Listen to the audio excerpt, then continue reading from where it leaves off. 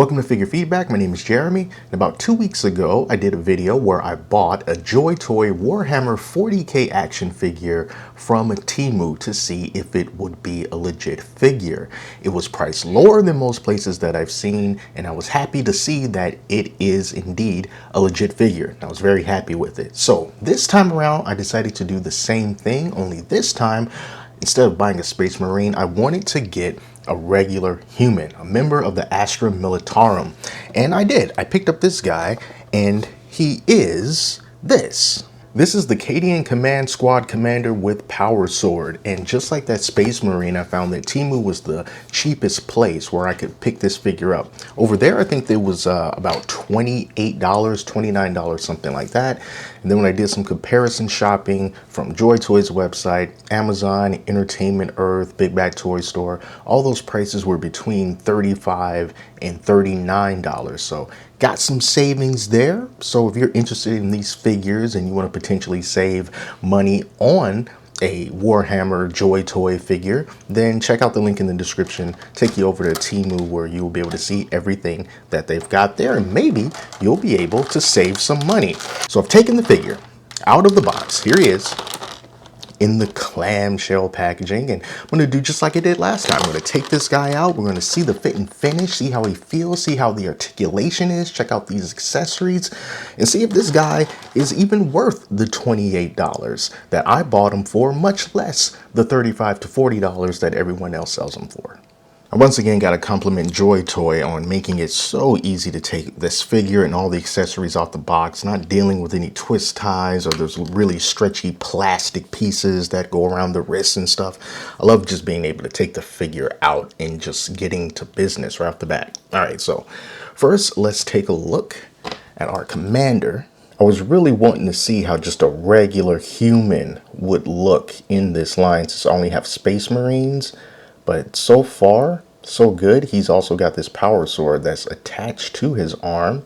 And we've got some other accessories that we need to check out as well. So that's a good look on him.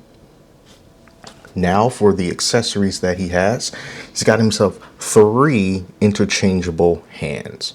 All right, so, which is kind of weird. You would think that they would have 4, you know, just to make it an even number, but they don't. But we've got one pointing hand right there, and the other one is a somewhat open fisted hand. They're so tiny, I doubt you'll even be able to see that, but trust me, that's exactly what it is. And then the last one is a completely closed fist hand. Now he also has this backpack accessory here. This is just going to plug right into his back.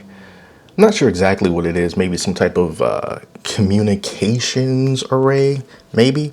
Just plug that right into his back. And then we got a couple, or actually a few more accessories. So we got his pistol right here. Looks like it's probably like a bolt pistol. Oh, and by the way, if you're interested in 3D printing, I actually printed a bolt pistol. In fact, let me show you right now. So this is my bolt pistol that I printed in PETG filament.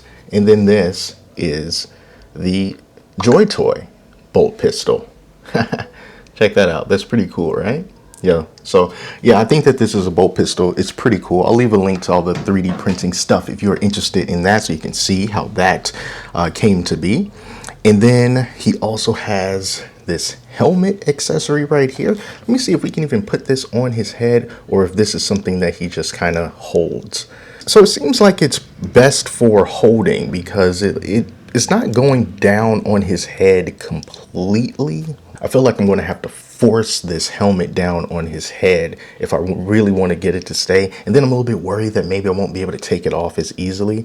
But in the promotional photos that I've seen for this guy, he's just holding the helmet. So maybe that's what he's supposed to do. Maybe it's not supposed to go on his head completely, or maybe it just takes a little bit more force. And then the last accessory is this clear plastic stand. So that's always great. Get these figures to stand up nicely without falling over.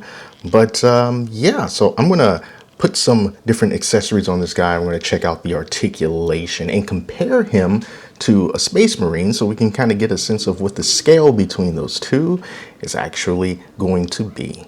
let's take a look at some articulation right now. So he's wearing this jacket here, and that's gonna sort of get in the way of some of the leg movement that you can do, but it's still pretty decent, not bad. We have a nice knee bend right there. You can kind of move the jacket out of the way a little bit just to kind of, you know, get a little bit more angle out of it. But that's what we can get with that. We got some toe articulation right there. We can hinge that up and down. Of course, it does rotate. See with the arms here, moving those arms in and out, kind of like a single jointed elbow right there. Movement on our hands, hinging those hands up and down, pointing them all around. Same thing for the other arm. We got some good torso movement here, which is good compared to the Space Marines, which tend to be a little bit harder, like a little bit stiffer, but he has a lot more freer motion in the torso to turn left and right. And then we can bend him back a pretty decent way. Look at that. Bending him back about that far. You can crunch him forward about that much.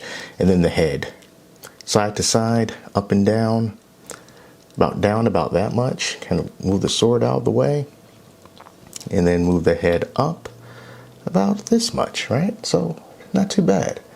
But I've also taken the liberty of getting some poses with this guy, and I'm going to show you that next, along with the comparison with a actual Space Marine. And if you are curious, he does have a gun right there in his holster, but that gun is just molded in there. You can't actually take it out. So let's take a look at some of the other poses that I did with this guy, and then we'll come back and wrap it up.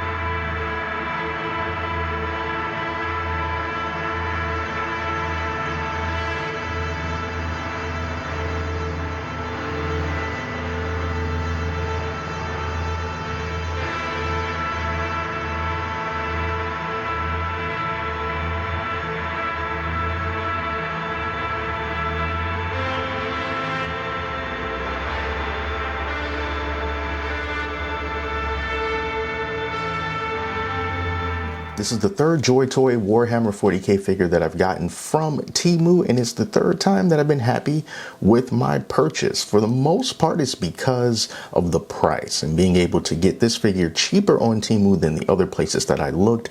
And moving forward, you know, I'm going to check them out first and then do some comparison shopping just to see if the prices there is going to be cheaper than other places for some of these figures. I don't think it's going to be like that for every single figure, but definitely for some of the ones that I'm more interested in, I am definitely going to take a look there.